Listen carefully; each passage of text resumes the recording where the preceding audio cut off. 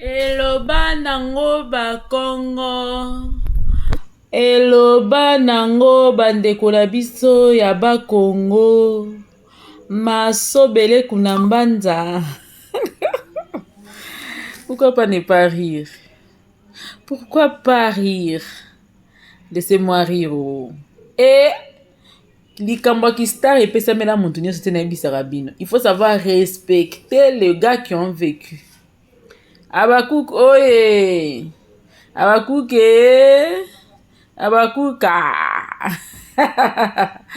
Yesu nde moboko, Yesu nde mokonzi, Yesu nde papa, Yesu nde mama, Yesu nde nguya ya basikolami, nguya ya babulisami ezalaka nzambe.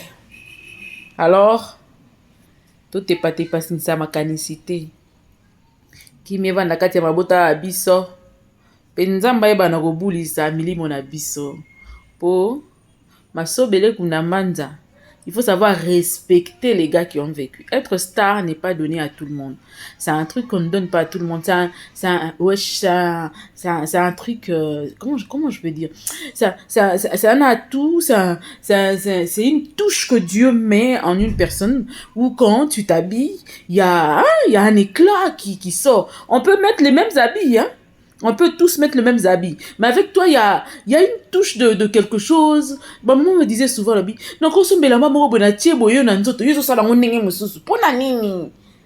vrai que tu es la belle de toutes les belles du monde. Mais, pendant que tu as une particularité, ce que l'on va expliquer, on te pose dans la katia. C'est Dieu qui... Aïe, Seigneur, Remandayaba.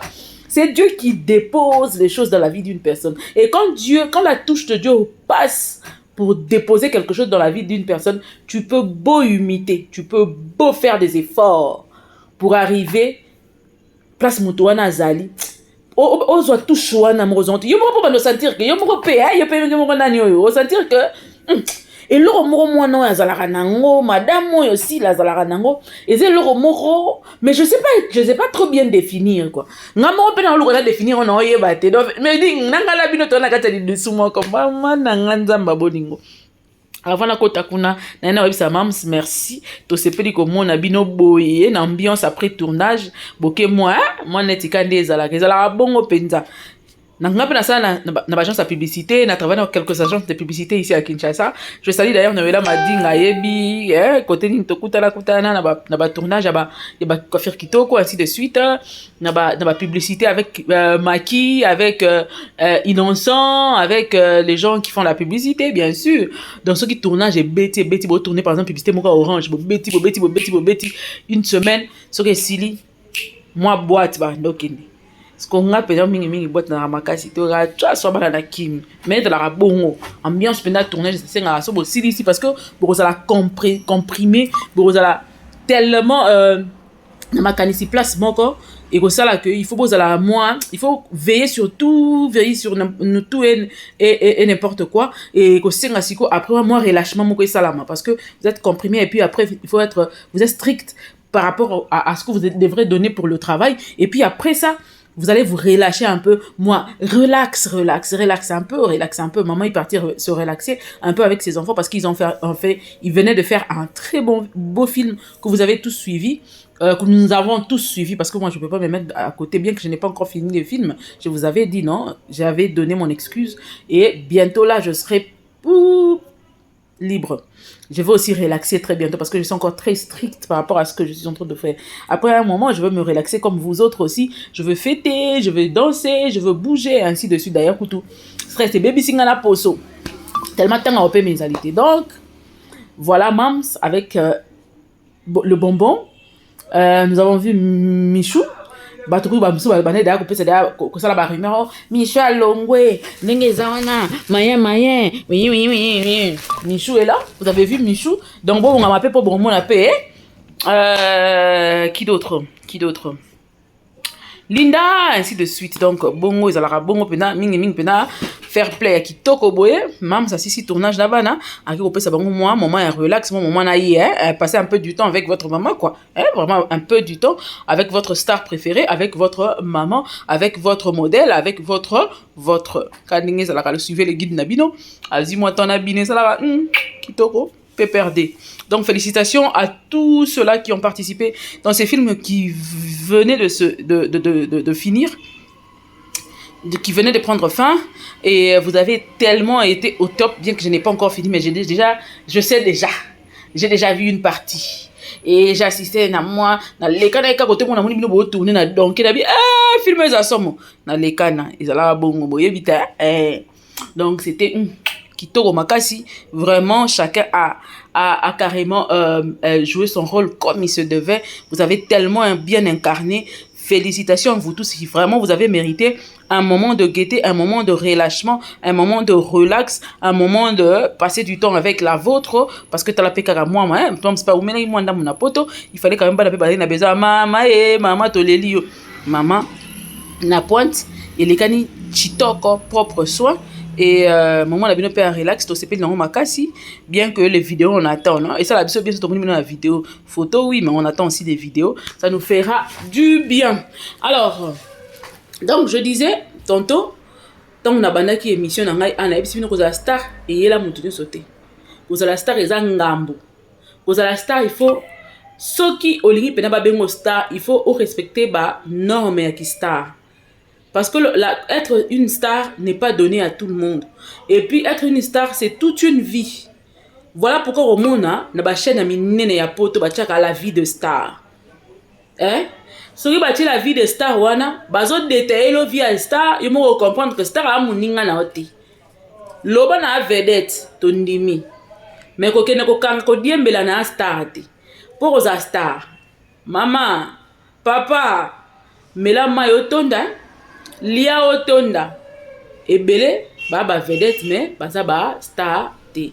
Voilà star à six films akena bana na eka ndenge za la rappeler na ba tournage ba film minene ainsi de suite. So bo six tournage film ici les leki kitoko moi moment ya ko sepelisa bana. Koza la star na zongeli bino na bizabino lisusu. Tu dois tenir et veiller sur tout ce que tu fais. Tout ce que tu mets sur ton corps, tout ce que tu dis, ta manière de te tenir en public, ta manière de rire en public, ta manière de tout faire en public. La manière même de mettre le lait sur tes pieds, tes mains et tout ça là. Parce que si on bimi si moi kubuka na likolo mo liboko, munumsa ko zongo matière. Donc aux star, c'est toute une vie, c'est une discipline. Être star, et ça sacrifice. Cause la star, et ça yakobotama.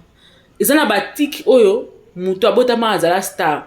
Yango komona ba ndeni yo star o panzana panzana boy. A star ta vedette. Ndeni yo star bi mona na mona. A star ta vedette ko kangambo ki star te la charge. Elle qui na beto ko mena nzoto ko za star. Boyebi ba bote la solo ba jibe ba oyo te na. Abi mambala moko obi mambala moko na ne lokwa nani.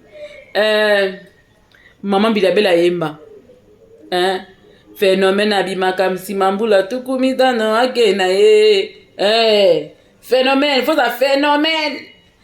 So ko gérer ngote dépose ça, cherche un autre nom. Bongonde star azalaka. Yango nozo mona. Soki star abimisi photo. Ya star ebimi.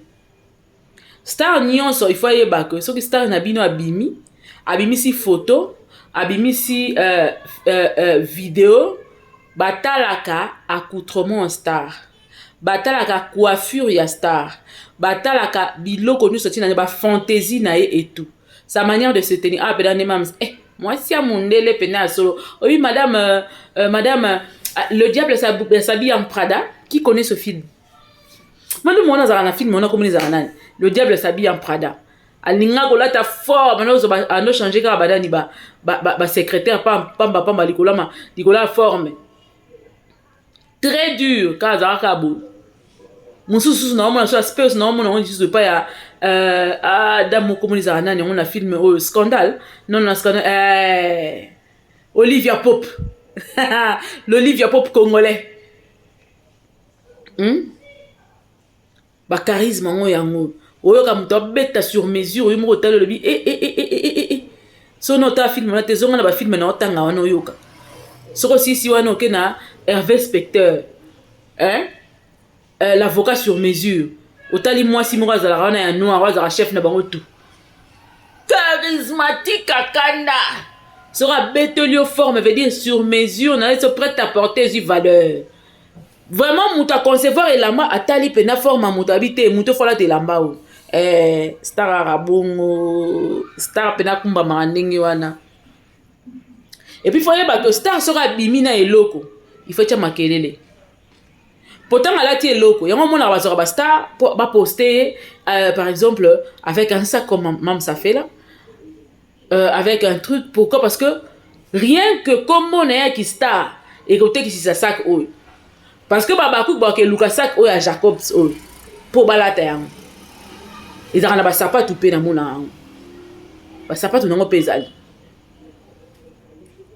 vous comprenez babaku bakende koluka sac oka pona kaka mams nde abimi nango voilà une star alataka Adidas moko ezalaka yombele biso to lukango babi ko non ezalaki nini oyo rupture de stock na bisi bino mais ezalaka somo na benga bibenge na bolukelanga babi rupture de stock bien que Laetitia moko afenta inga na nango na matindelo na zela petit lelo yate na benga bibengela na bite bolukelanga ngo tout ça là star nde bongo star pena mingi bongo influence aka penza yango komona bato bakomolata lelo ti tokataka suki katikati oyo Naomi star mutaya nango bakata na bango basuki katikati bakata basuki mupandi o Naomi ya mupandi akutu congolaise te américaine mais tala kaka ta influence sérieux wana Naomi obo tiki elle ne se faisait coiffer que mingi ka bongo ndenge moko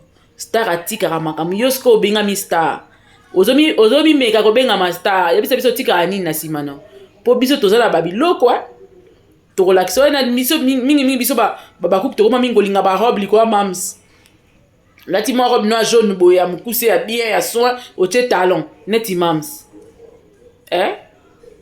sikoyo influencera vaba vedi na ndenge nini po mams pena soki fo abenga influenceuse apena influenceuse parce qu'elle influence par sa manière pour son accoutrement so moto atali ebele bakoyebisa oke bayekoli kolata pa mams ebele bayebisi koli classement et pas mams basusu pe bayebi classement babakisaki lisusu un truc na classement po moto alataka elamba ayebaka moto elamba soki ya moto elamba ocomprendre que moto ya moto elamba abwakamaka esikoyo okobanda omona ke ntango omona moto elamba okozala na tendance moko ya kolinga olandaka ye mwa to po talaka bastyle vestimentaire na ye po ebakiselaka mwa quelque chose epa na yo bongo nde bataforme bafonctionnaka na allo mbote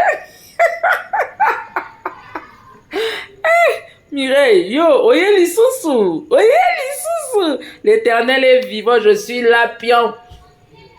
Merci Jésus. Jésus gagne toujours. Famille nani bolembanga tena. Même mikolo mingi bozwanka abwe.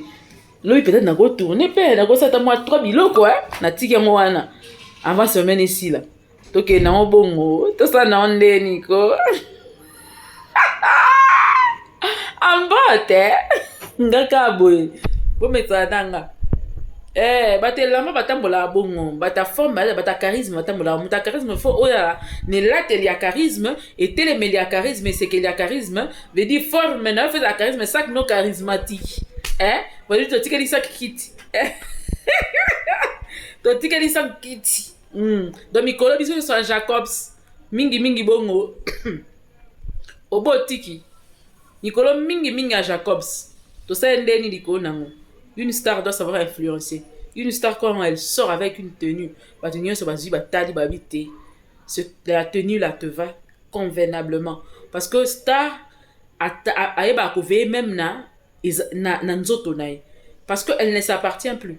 Même nzoto ne faut eba ko veiller na po esimara mingi ne lamba. Moi libu mu fo longola. Et c'est important. Moi, nous autres, il faut la main. Mais il faut ça la forme, morobo. Et ça la rappelle, propre peu goût. Ce qui t'est, veut dire mon boulot. Comprendre? Ce que même ça respectera, babilo koana. Ba diode, ngana benga. Alors. Mbote. Tout ça, ndeni. Sac à pamba, photo. Et là, on a séparé la rapam, même si c'est la photo ya pamba. Et ce qu'on a actualité. Na minute actualité na théâtre ya photo. Oh nani alobaki. actualité la photo mam na sac na ye. Donc photo mam sac wana Jacob Soane et créer actualité la so bozela lobi omona ba mati ba kiti yaya bondimaka chacun de nous à son époque où eza époque assis là personne ne va bouger ici chez Mam Sila personne ne peut bouger à gauche ti à droite ten à gauche ti muta bouger ate kraka oyo kapena kraka tokangi babongo na bino awa vérifier ngo dans 5 ans na bisa bino une année kuna ekoki te bolembada tokende une année encore 4 ans toko soka bino esengeli pour comprendre que star a star vedette a vedette star a otika la star via qui star yaya okokati via qui star eza facile te c'est pas donné à tout le monde c'est difficile de ozana ba discipline mo foko manango yo moko bandondima te oko lire partout te oko kota ba boîte ya banzangala te oko vandaka bivandela te oko tafunaka te yo star mo tafunaka yo star mo boni bitoka yo star mo bibolingi donc yo suki no to comprendre te osala ngo nini nani ndasala ko suki coiffeur na yo komona ezala nani maquilleuse na yo maquilleur na yo komona ezala nani yo yobera star habilleur na yo ezalaka nani po biso toyebi ke muta fonisaka kabelo pa mam ezala Olga Kabelo coiffeur na ye toyebi ye nani maquilleuse na ye toyebi ye yaya via ki star ya pasi kosala ba jete ya pema okoki te tika mibenga vedette banda lelo botika komba ki star yaya na oyebisa bino botika komba ki star bosalela ki vedette eza nango wana loba je suis quand même connu je suis une personne publique loba ta bongo po ki star et là niveau mosusu une personne connue ou une personne publique pour moi pas la personnalité publique pour les arabes public mais ki star nde yaya tikela ba misu bakolo nango basalela photo ya pamba eningisi internet photo sac ya pamba na photo likola sac likola photo ekangi internet yaya tuna nzambe po anini eza nzambe nini nasala mpona koma lokwa asila okofukama mpe nabondela mpo na yo na mami ko priere soko yoki soni awa obenga ata na privé nga kipana nanga te nasambela na mpo na yo nzambe esunganga nakoma lokwa asila esunga yo esala bien yaya mais komibenga so star te wa star te na ndenge solo ya star te wa vedette nasala bino différence entre star na vedette na yela bino ngo lobby mais yo mpe ndenge ozala na dictionnaire fongolaka na dictionnaire omona entre star na vedette c'est quoi la différence et cette différence là yo moko omimona kokote ni romi classé ntango yo moko ofongola dictionnaire otangi ou bien obetika téléphone na Google oluki dictionnaire na Google obeti vedette star yo moko omipesa réponse ntango omipesi réponse wana je crois que ça ne reviendra plus haut du genre ndenge eza boye eza ba star te yo moko se situer na kati ya définition okuta kuna na dictionnaire. Mes chers vedettes, soyez calmes, vous deviendrez star. Un peu de temps et un peu d'effort. Un peu encore. Avancez encore un peu. Travaillez encore un peu plus et vous allez voir. En attendant, moi je vous aime. Que Dieu vous bénisse de partout. Que l'Éternel vous fasse du bien. On se revoit très prochainement. Nzambe yalo lao. Asalabino bolam. Yo mutozio tutina. J'aime. Nzamba kanisela yo. Yo pe mutozio moki moko partager. Nzamba bakisela yo. Apa mola bana na yo pe mobali bana mobali mwasi famille na yo mobimba. Bongo sikoyo yebisa ngai penza moto aleki na asali nako aimer, nako partager, nako commenter. Nzamba sala nini? Nzamba pesa o motema no esengaka depuis kala. Nzamba sala bola mo kitoko pe makasi. Que Dieu nous bénisse tous. On se revoit très prochainement sur cette même chaîne. En attendant, abonnez-vous, likez, partagez et commentez. On se revoit très prochainement sur cette même chaîne avec d'autres sujets ainsi que d'autres invités. Que Dieu vous bénisse. En attendant, restez branchés. Kolekakutu, prise, il y a congélateur. Na fiche ya congélateur na prise po congélateur badébranche yango mpamba mate biloko ya na kati provision epola yaya kodébranche yango mingimingi te epolisa biloko reste branché. Bye bye.